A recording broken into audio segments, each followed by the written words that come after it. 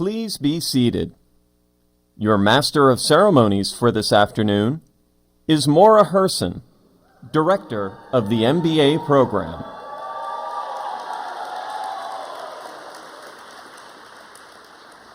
Good morning and welcome, or good afternoon and welcome to Dean David Schmidtlein, our distinguished speaker Gustavo Pierini, our faculty marshals, senior lecturer and director of the LGO program, Thomas Romer, and MBA faculty director, Kate Kellogg, faculty and staff, and of course, the MBA class of 2017. Welcome.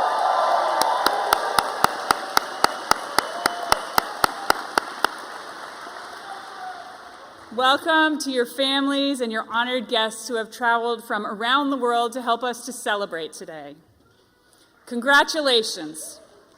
Today you are assembling for the very last time, and we invite you to reflect on how these 2 years have transformed each one of you in different ways, preparing you for the inevitable challenges of principled and innovative leadership. It's also an opportunity today for us to look forward, to think about the tremendous positive impact that you are destined to have on the world. Because graduates, each of you will, in your own way, be called upon professionally and personally to improve your organizations, your communities, our world. The relationships you have formed with each other and with the larger MIT and Sloan communities will support you in these endeavors for the rest of your life. I am so proud of every one of you. I am so excited to see what the future holds for you. I am more than a little bit sad that you are leaving us today. It's been a very great privilege to have you here in our community these last 2 years. So to begin our ceremony today, I would like to present to you your classmate, Leslie Tilquist Martin, your student speaker.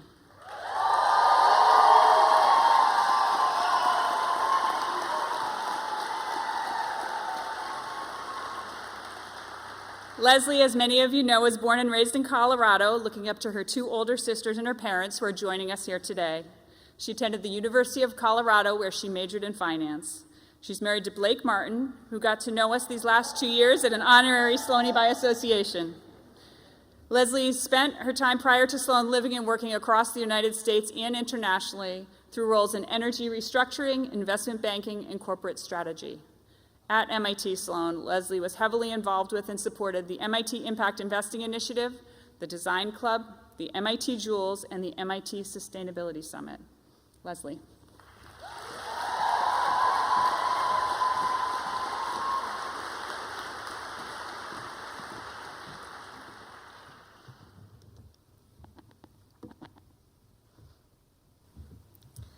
Thank you, Maura, for the introduction, and to Dean Schmidtlein and all of the administration for your work on our behalf to craft a remarkable MBA experience.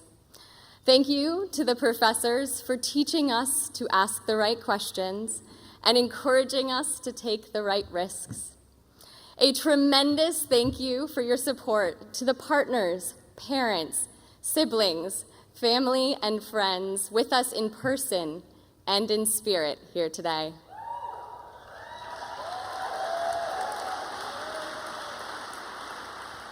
A special thank you to my husband, Blake, my sisters, Maggie and Tori, and my parents, Neil and Carrie, for being role models and a source of constant inspiration.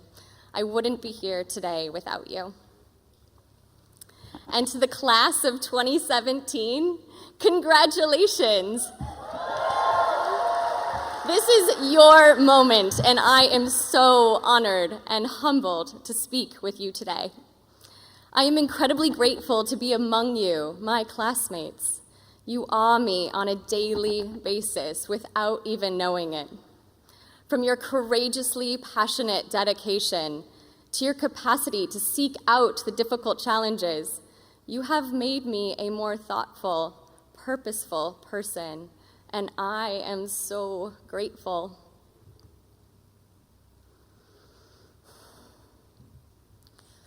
Why not me? My gratitude for simply being here today makes it hard to admit that often over the past 2 years, and really over the last 3 decades, I often asked myself, why not me? We've all been there. Why didn't I get picked for that job, that event, that team? From unrequited love to lotto tickets, to the many times I gave it my all and still fell short, I've learned that sometimes the answer isn't me. At MIT, as in life, it can be easy to be intimidated by others, even the person sitting next to us. Often there is someone more talented, more intelligent, more experienced, with better credentials, better timing, or greater focus. Someone who works harder, thinks more creatively, reflects more deeply, or speaks more eloquently. Sometimes the answer isn't me. And that's okay. In fact, it's good to recognize that sometimes it's not me. It makes me more grateful for what I do have, for the times it is me. Just like you, my classmates, it was a privilege to attend MIT Sloan and get to live a real-life dream come true. Yes, sometimes it is me, and sometimes it is you. I realized over the last 2 years that we all need to ask, why not me?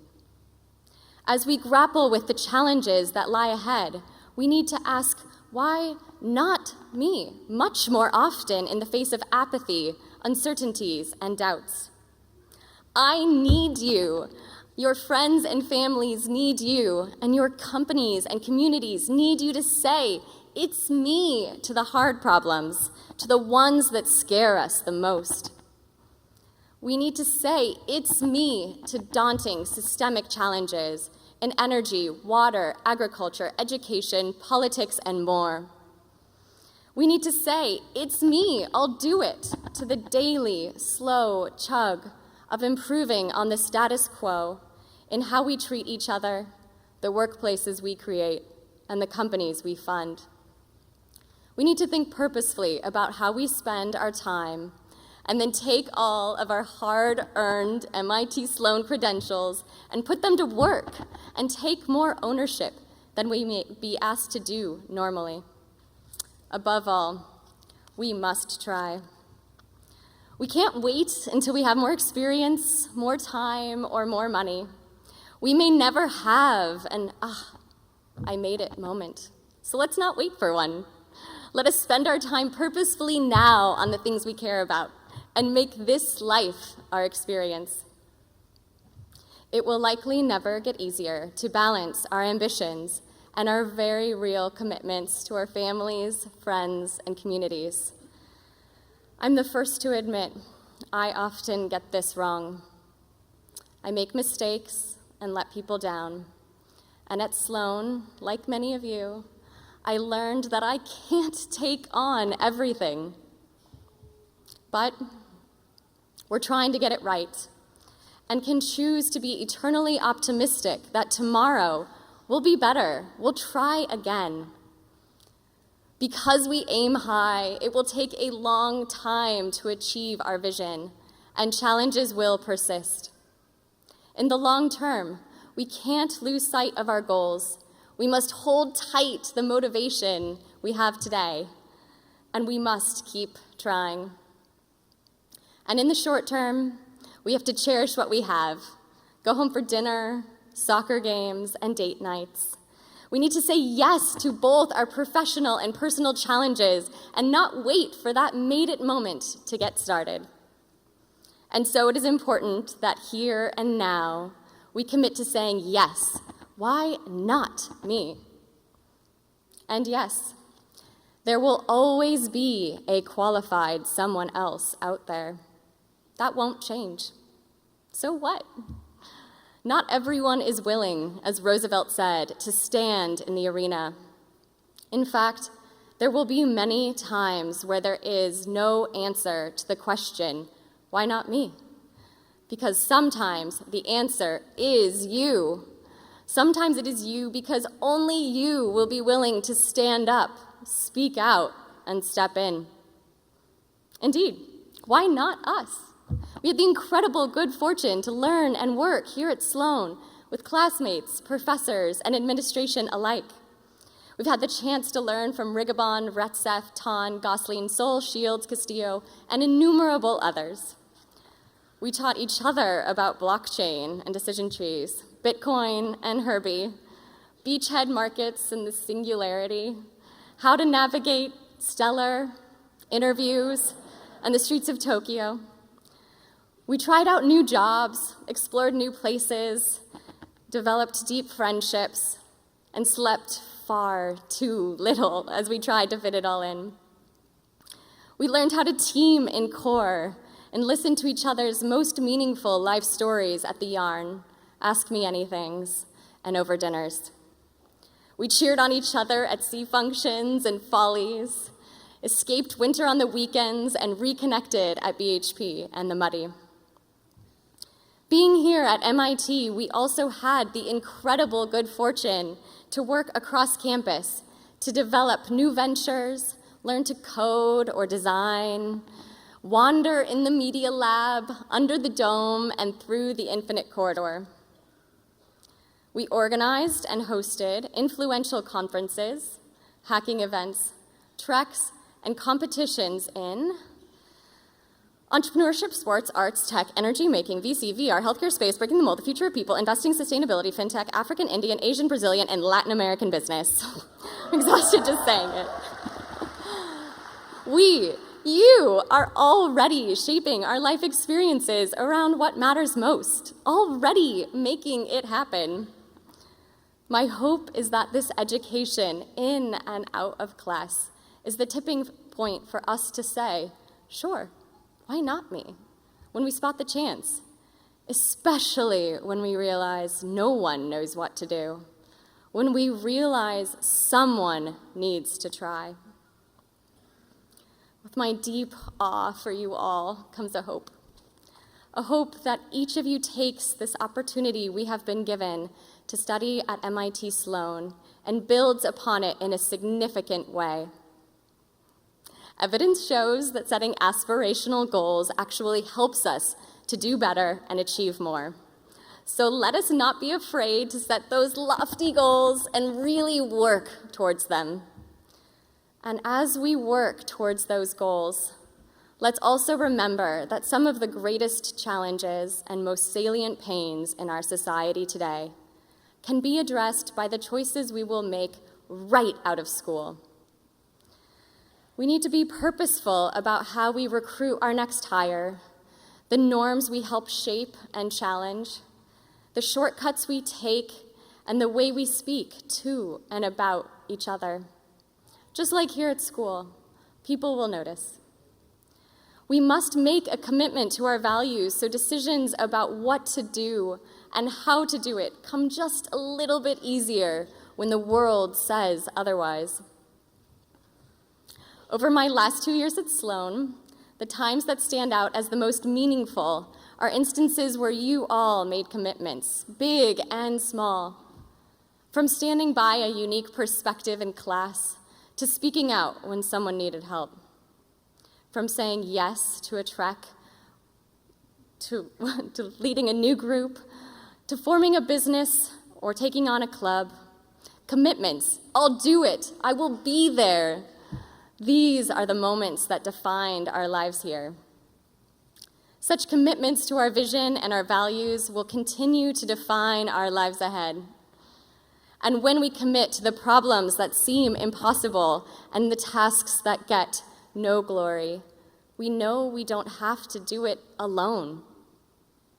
When our confidence wobbles and doubt lingers in the foreground a bit too long, let's remember to reach out to one another for encouragement and support. We reinforced Sloanies helping Sloanies many times over the past 2 years, and it will matter just as much in the coming decades. So glance around you. Because when you're Sloan enough to say, "Why not me? I'll try," you know your classmates here will also say, "Me too." Thank you.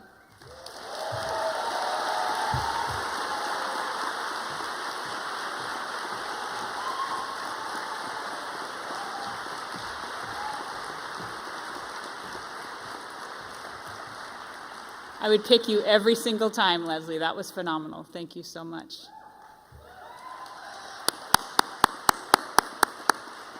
And now I'd like to bring more of your classmates on stage for a very special musical performance. In My Life by the Beatles will be performed by Rahul Arora on guitar, John Jarvis on the drums, Brendan McCook on piano, and Adam Mitchell and Nana Sharman on vocals.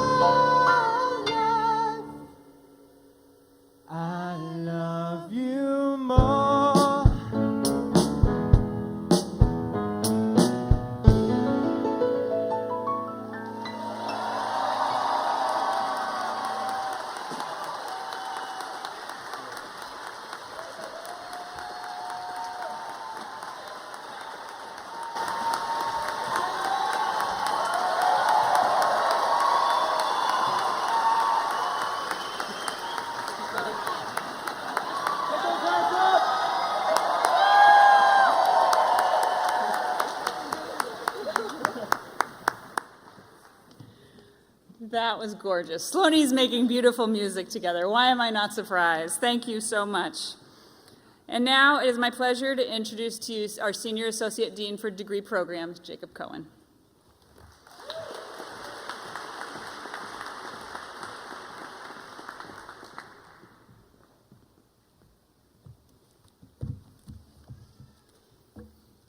Thanks, Maura. Good afternoon, MBA class of 2017. It is an honor and a pleasure for me to be here today to celebrate with you this special occasion and to congratulate you on your achievement. I would also like to take a moment to thank the family and members and friends who've come here from around the world to celebrate you. Please join me, graduates, in thanking your parents and friends for coming from so far away.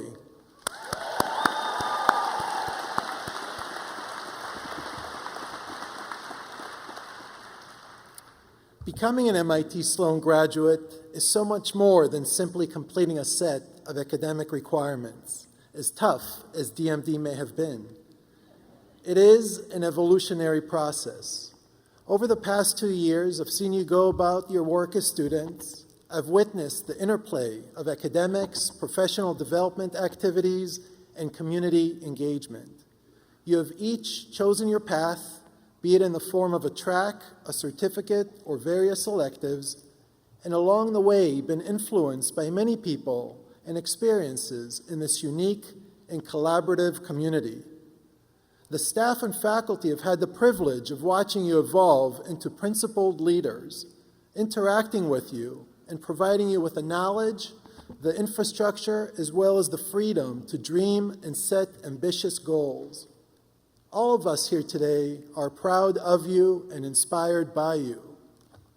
In speaking with many of my colleagues, we truly feel privileged to be part of your development. I've solicited a few comments about you as a class that I'd like to share with you today. Professor Kate Kellogg, faculty chair of the MBA program, commented, "Sloan is a very special place. Its combination of exceptionally bright, engaged students and strong sense of community is unrivaled anywhere. For me, it is an honor and a privilege to teach here because I know that our students will go on to do great things and be active global citizens. Furthermore, I see many problems out there in the world today, and I know I can count on our students to solve them." Paul Buckley from our Student Life Office offered the following words. "It is a gift to be able to work with so many inspiring students. Their energy gives me energy, working on new initiatives, sharing stories that end in laughter, and sometimes being a shoulder to cry on. The students' caring and compassion for their classmates in Sloan and their commitment to being responsible global citizens is truly admirable." And lastly, Professor John Sturman commented, "From the beer game through SIP, System Dynamics, and SLab, it's been a pleasure to work with and learn from the class of 2017. The most rewarding part of my role as a faculty member is having the chance to work with such talented, passionate, and committed people. You've already shown that our mission to develop principled, innovative leaders who improve the world is more than words on the wall."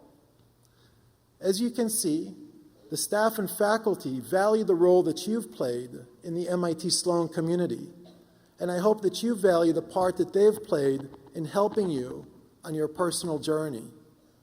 Whether it was an admissions team member who admitted you back in 2015, a professor sharing her insights into a particular field, a dedicated advisor helping you create a plan for your time at MIT Sloan and beyond, or a team of faculty and staff coordinating a transformative action learning project that fuses mens and manos and learning by doing.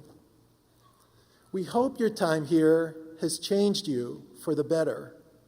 With your help, I would like us to take another moment to recognize the staff and faculty through the representatives that are here with us today.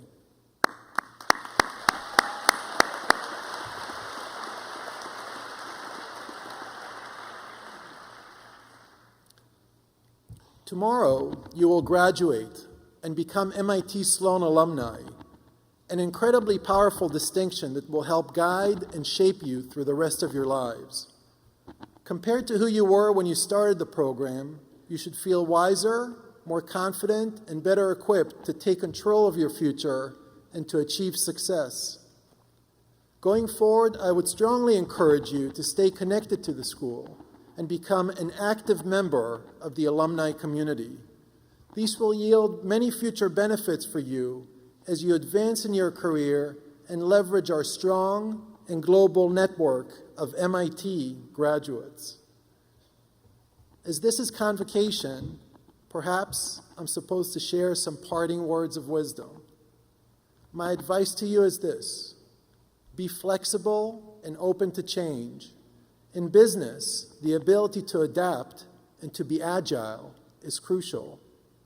As stated by Charles Darwin, whose name you'll see tomorrow carved on the building in Killian Court, it is not the strongest of the species that survives, nor the most intelligent, but the one most responsive to change. I have no doubt that at MIT Sloan, in our MBA program, you have gained the tools and principles needed to adapt to the challenges you will face in the business world and beyond. Here, at the school, we will miss you, but we look forward to watching you as you live our mission of improving the world. Congratulations again, MBA class of 2017, on your achievement today. Best wishes and good luck.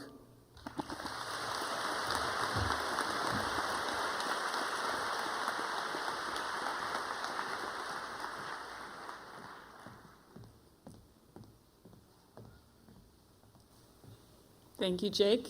Now it is my privilege to introduce the John C. Head III Dean of the MIT Sloan School of Management, David Schmidtlein.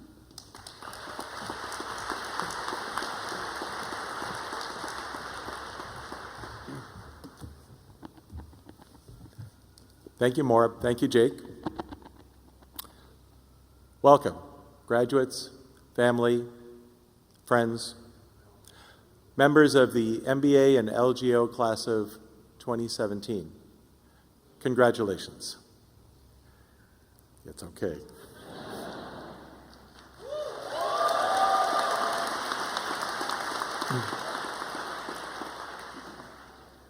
I'm proud of you, not just for what you've accomplished, but I'm proud of the way that you went through the master's program here at MIT. The path that brought you here today wasn't easy.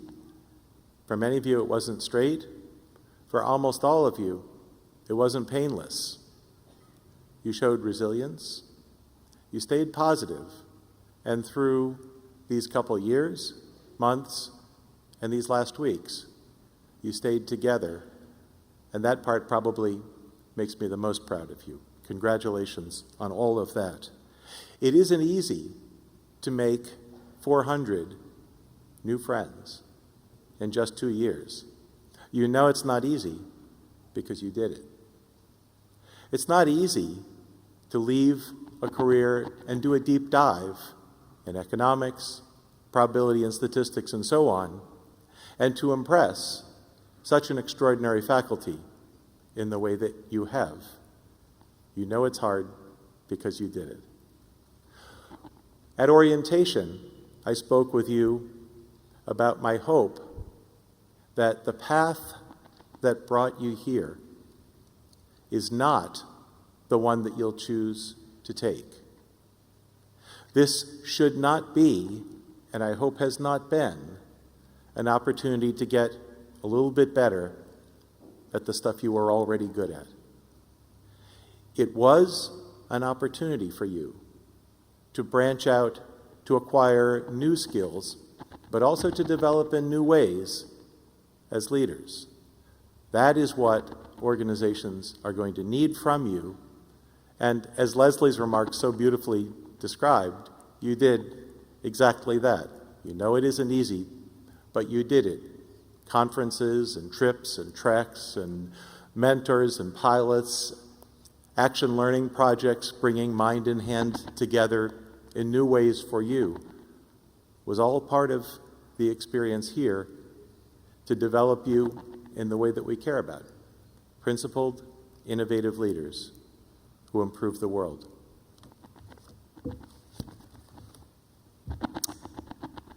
As you prepare to leave MIT, you are ready.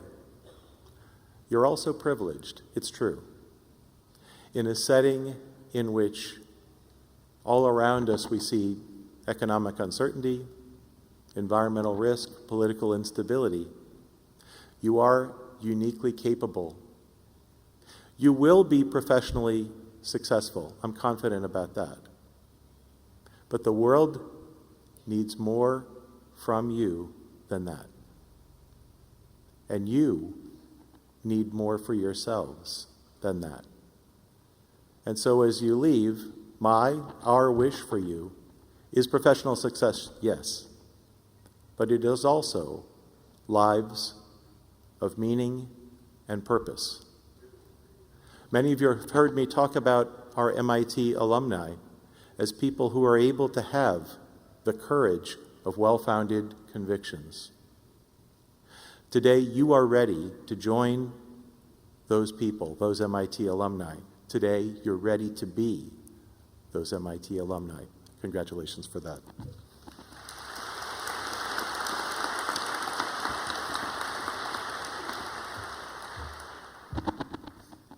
And now it's both a delight and a privilege to be able to introduce our distinguished alumni speaker for this afternoon, whose name is Gustavo Pierini.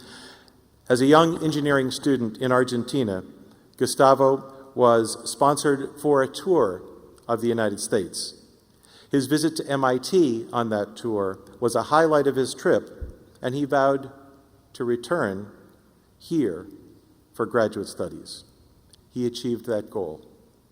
And we at MIT are proud to call Gustavo an alumnus for MIT Sloan School.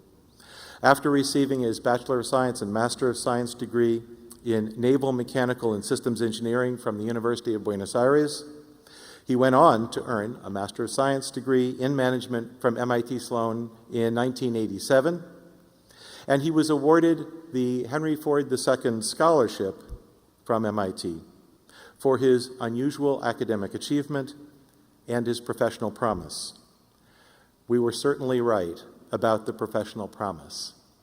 His initial position was taken with McKinsey.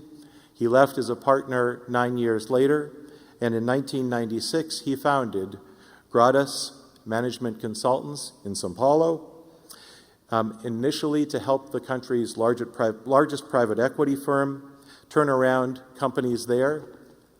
With his brilliance and creative work with those companies, he developed a set of proprietary tools that helped both in Brazil and around the world with over 120 applications of those ideas, including with companies like Kraft, Heinz, and Burger King, and of course, many others.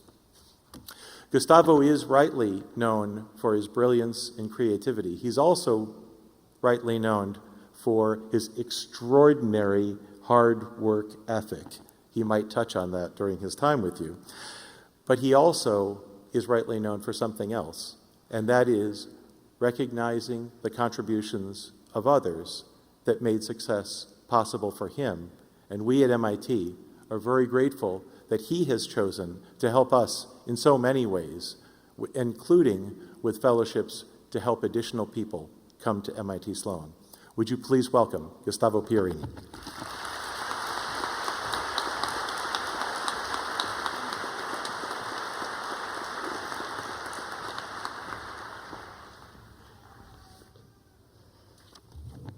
What a crowd.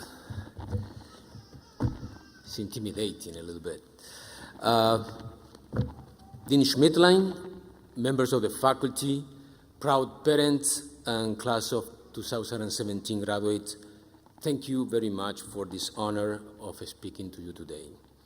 Exactly 30 years ago, I was sitting where you are today. Class of 87 initiates today its reunion, its 30th reunion, and I'm there.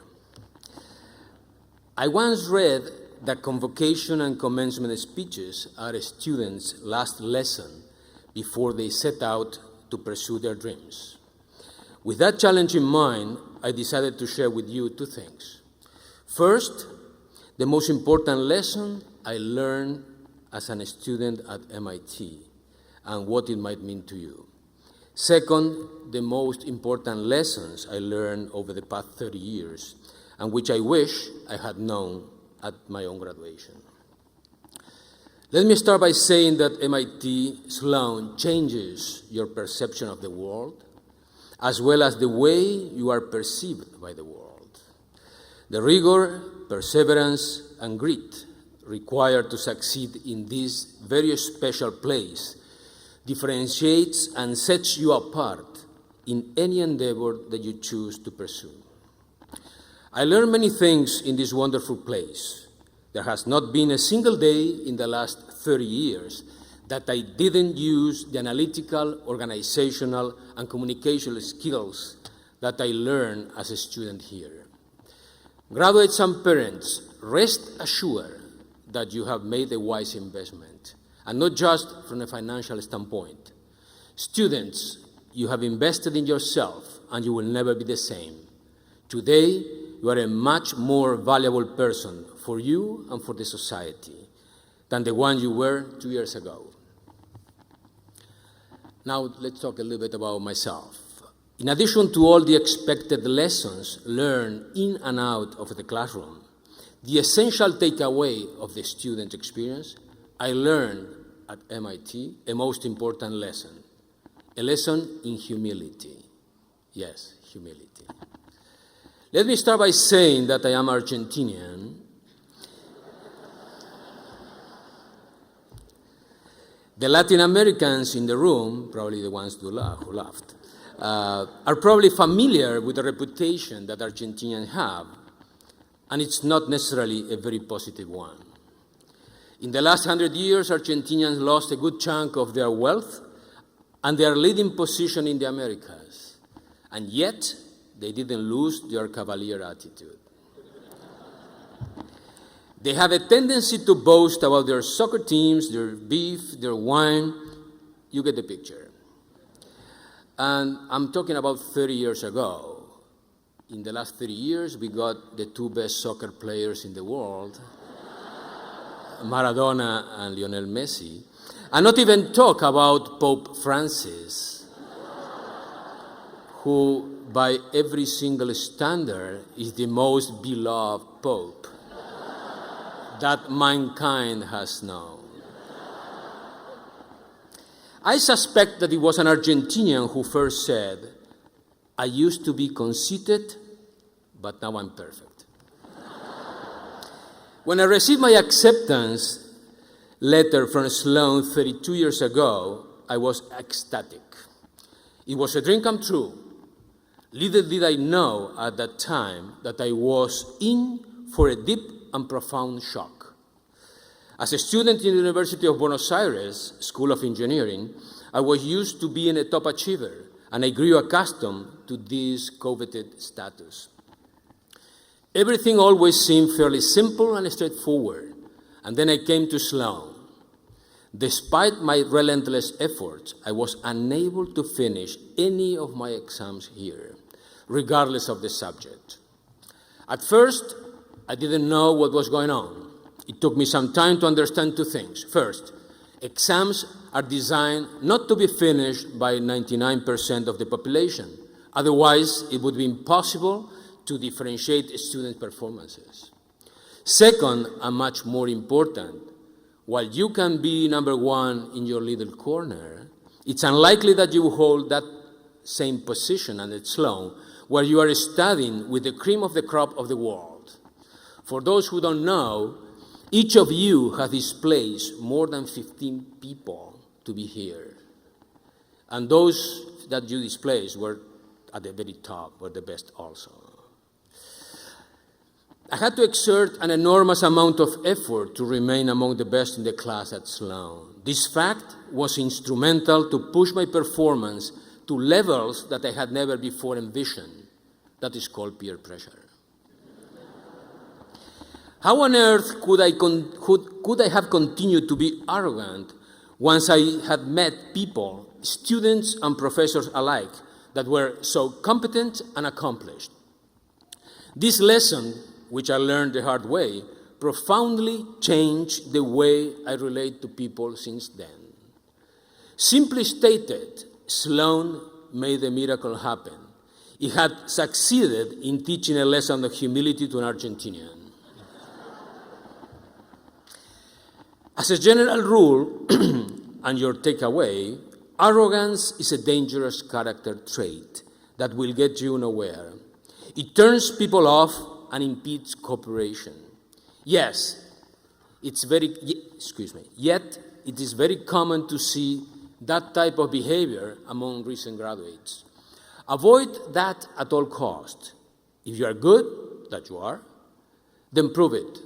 You don't have to resort to arrogance. Let your work speak for yourself.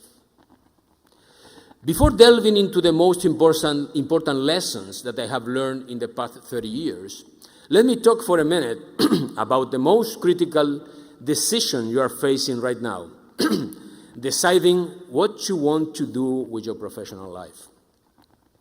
I have often heard recent graduates describing this election as the choice between two separate paths. Either you go after your dreams and the things you love doing, which can be creating value through difficult problem solving, catering to unmet needs, or capturing untapped opportunities. Or, number two, you chase money and try to become rich quickly. This divergence doesn't exist. It's a mirage. Trying to get rich is life's biggest booby trap. Success and the money that might come with it is the result of a job well done. It's the consequence of a nice story of value creation for you and for the society as a whole. To be successful in anything you undertake, you have to put long hours, sometimes from down to down. Even a small business is very demanding of your time.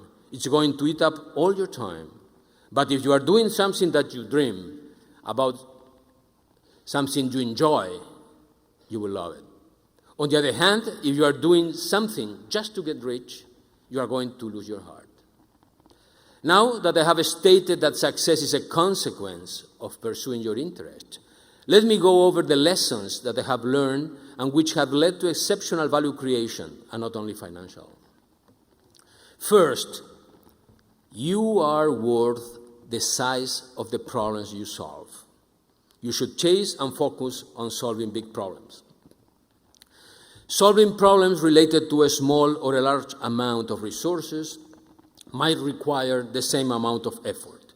However, solving problems related to a large amount of resources is just much more valuable. Therefore, focus on large, complex problems and you will reap the benefits of its solution. That is what my company, Gradus, is all about. Broadly stated, we solve large and complex productivity problems. Lesson number 2, focus is critically important. You can do anything you want, but not everything. You have to choose. You have to make choices. Lesson number 3, successive approximation is better than delayed perfection.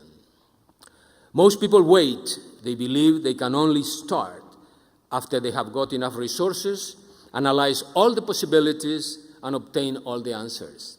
By the time they're ready, the opportunities are gone. Oftentimes, it's best to start with any answer, albeit not the best, rather than waiting. So, get started, try, and get better by continuing to try. Every time I solve a problem and I look backwards, I always find that there was a better way of doing it, a more elegant one. Unfortunately, that better way is only obvious once I have finished. To put this into context, if Sir Isaac Newton had waited to announce his theory of gravity until he had considered all variables, quite sure Albert Einstein would have never developed his general theory of relativity. Lesson number 4, Be prepared to make controversial or unpopular decisions. You are not there to please everybody, and you don't have to be loved by everybody. Avoid the tendency to procrastinate that type of decisions. Lesson number 5, never be satisfied. Set goals that exceed your current capabilities. After you achieve a goal, get ready for the next challenge. You need to aim beyond what you think you and your team are capable of, as it's the only way to really understand what you are really capable of. Then start all over again. Lesson number 6, never accept excuses. People make excuses for many reasons. They are afraid to take risks. They tried and failed, or they never even tried. Attaining success takes practice and persistence in order to overcome the limitations people create in their own minds. Rather than listening to their excuses, ask your subordinates how and when he or she is going to get the job done. Lesson number 7, learn to say thank you. In order to make an example of this, let me tell you a brief story. Charles Plumb was a U.S. Navy pilot in Vietnam. After 75 combat missions, his plane was destroyed by a surface-to-air missile. Plumb ejected and parachuted into enemy lands. He was captured and spent 6 years in a communist Vietnamese prison. He survived the ordeal and now lectures on lessons learned from that experience. One day, when Plumb and his wife were sitting in a restaurant, a man at another table came up and said, "You are Plumb. You flew jet fighters in Vietnam from the aircraft carrier Kitty Hawk. You were shot down." "How in the world did you know that?" asked Plumb. He said, "I packed your parachute." The man replied. Plumb gasped in surprise and gratitude. The man pumped his hand and said, "I guess it worked." Plumb assured him it sure did. "If your chute hadn't worked, I wouldn't be here today." Plumb couldn't sleep that night thinking about that man. Plumb said, "I kept wondering what he might have looked like in a Navy uniform, a white hat, a bib in the back, and a bell-bottom trouser. He wondered how many times he might have seen him and not even said good morning, how are you, or anything, because you see, Plumb was a fighter pilot and the other man was just a sailor. Plumb thought of the sailor and the countless hours the man had spent on a long wooden table in the bowels of the ship, carefully weaving the shrouds and folding the silks of each chute, holding in his hand each time the fate of someone he didn't know. Sometimes, in the daily challenges that life gives us, we miss what is really important. We may fail to say hello, please, thank you, congratulate someone on something wonderful that has happened to them, give a compliment, or just do something nice for no reason. Myself, I can say that quite often I forget to say thank you. In particular to the person that every single day folds my parachute. That person is Valeria, my wife, that is sitting down here in the first row.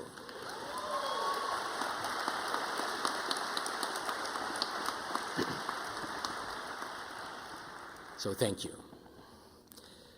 Lesson number 8, surround yourself by the best people you can. Let me illustrate this point with an example.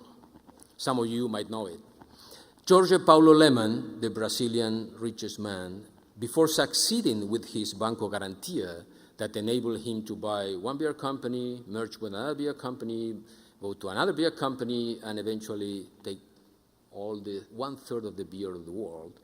And on top of that has Heinz, so your ketchup and your mustard, and also has Kraft, your chocolate, and why not some hamburgers, Burger King. And he coupled up with Warren Buffett lately. Before succeeding with his Banco Garantia, he broke 2 trading houses. When asked what he had made different the third time, he said, "The third time I used exactly the same business plan.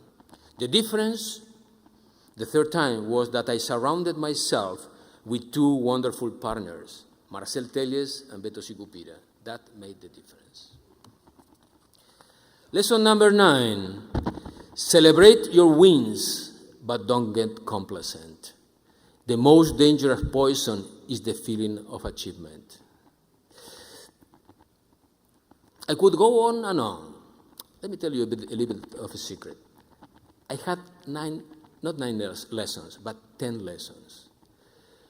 And I decided to take 1 lesson out. And for a very simple reason, I couldn't avoid thinking that some of you might think that I put 10 lessons in order to be similar to the 10 Commandments. Okay? And at some point think that I can be the one that wrote the 10 Commandments, right? Which can be quite simple, being an Argentinian, okay? And now that we have someone to make all the deals, the Pope, it's simpler. Okay, I could go on and on, but I think that I have already shared with you the most important lessons that I have learned during my 30 years as a practitioner, and which were often learned the hard way. Now, as I approach the end of my pitch, I want to let you know what my desires are for all of you as you start the next chapter in your life.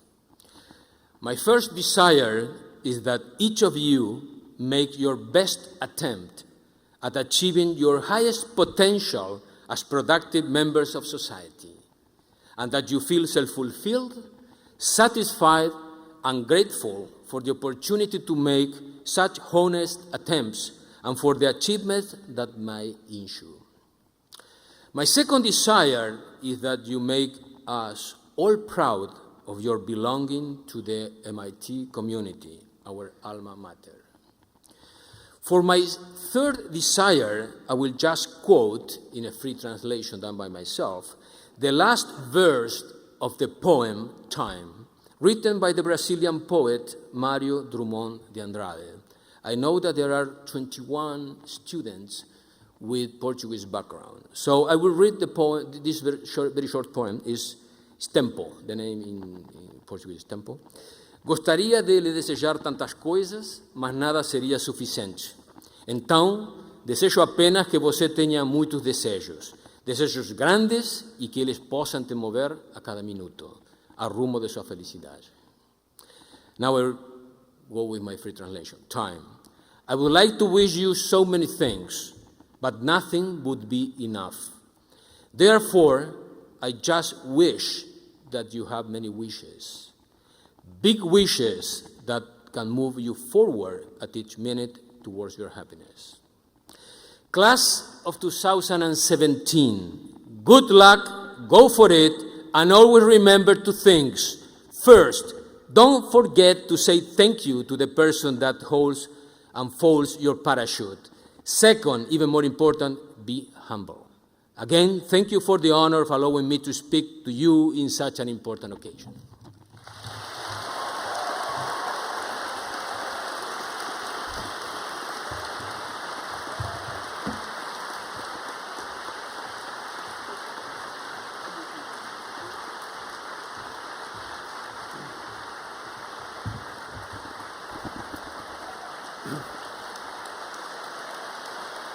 She's amazing.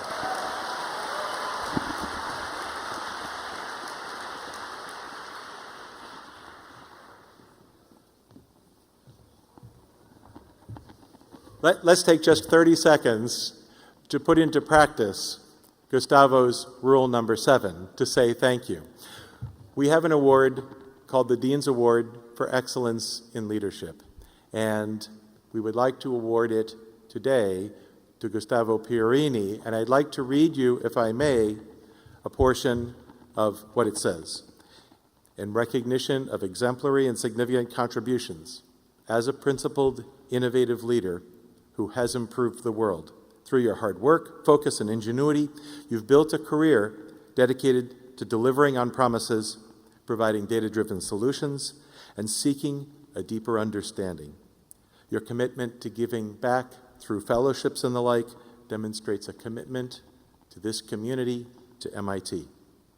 Through your advocacy for and pride in your school and its faculty and students, you've offered an inspirational example of thoughtful, enduring engagement, and our students and our community are grateful. Thank you, Gustavo.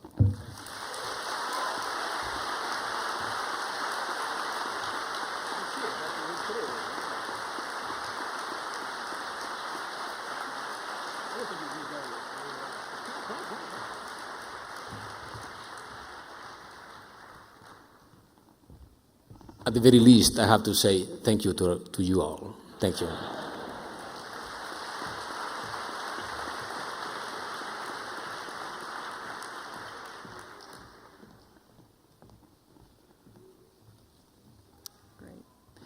The class of 2017 has created a short visual history of their 2 years here at MIT Sloan to share with you today. We hope this captures the richness and the diversity of their experience and celebrates the very special community that they created in the past 2 years.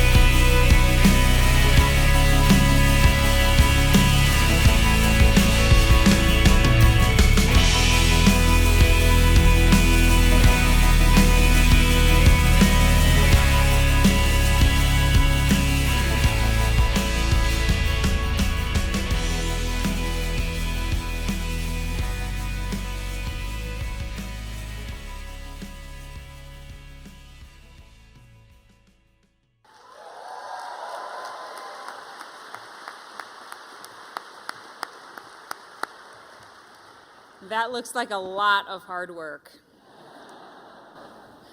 I'd now like to introduce your class gift co-chair, Teddy Lee, to join me up here on stage.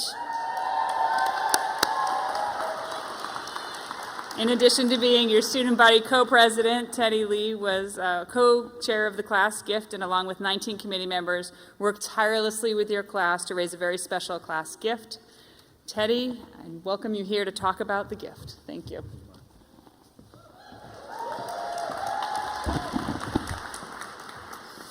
Thank you, Mara.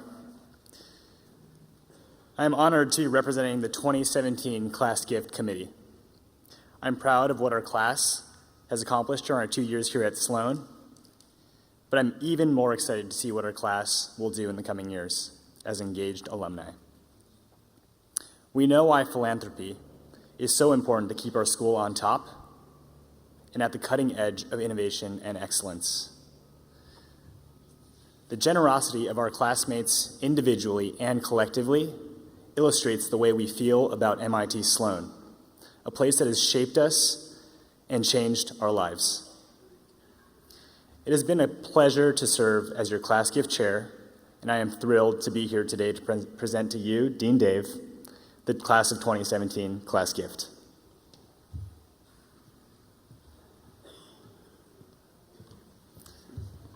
I think there's a slide that should be showing.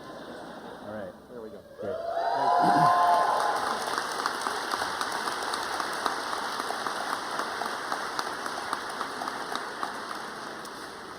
So this year we raised more than $79,000 in cash and pledges, and our class's commitment to the school is evidenced by a participation rate of 73%. We know that this money will be put to good use through the annual fund to support fellowships, faculty research, student activities, and much more.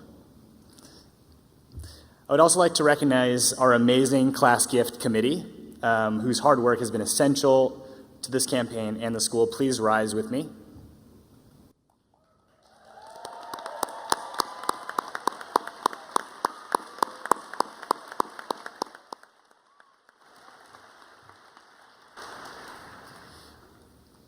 While important, the class gift is only the first step in our commitment to engaging with the school as we transition from students to alumni. I'm confident that our class will continue to give back to MIT Sloan through mentorship, recruiting, and lifelong engagement. Thank you, class of 2017, for your spirit, your generosity, and your contributions to our class and to each other's lives. Thank you.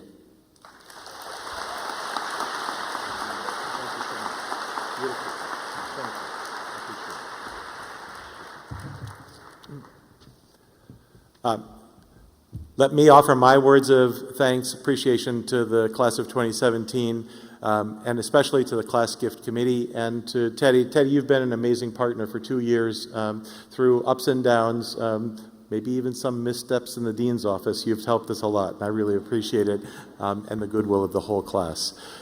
You know that the experience that you had as students here was built on the philanthropy, the support of people who came before you. And what you've done through this gift is to help ensure that the experience will continue and be even better for people in the year to come. Your engagement matters. Yes, your support in many ways matters. I am very confident today in the contributions of many kinds that this class will make to the world and to make to MIT going forward. Thank you all.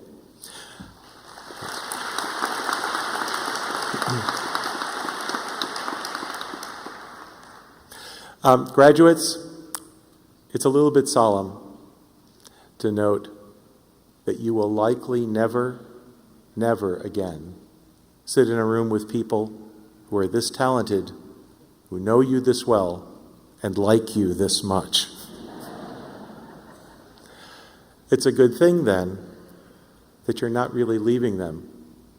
You're taking them with you. And collectively, the 400 or so of you are joining 134,000 MIT alumni to do exactly what you came here to be. I'm grateful for that. I wish you well. We'll follow your achievements with hope. will follow your successes with great joy. You have our best wishes, class of 2017. Congratulations.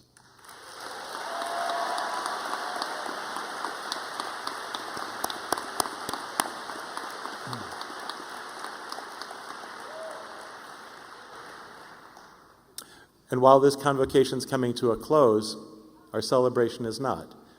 You know that probably come rain or shine, we're going to be gathering on Killian Court in the morning, and I look forward to shaking the hands of graduates at that time.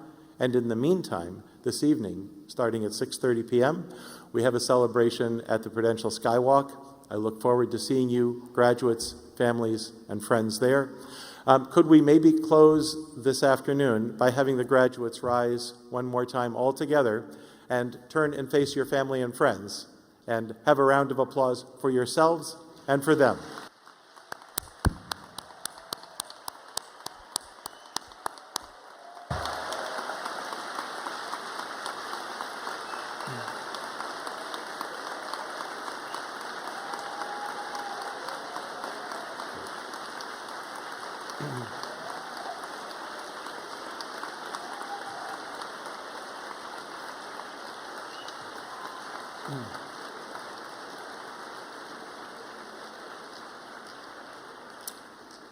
As they say, this concludes MBA and LGO Convocation 2017. Have a great rest of the afternoon.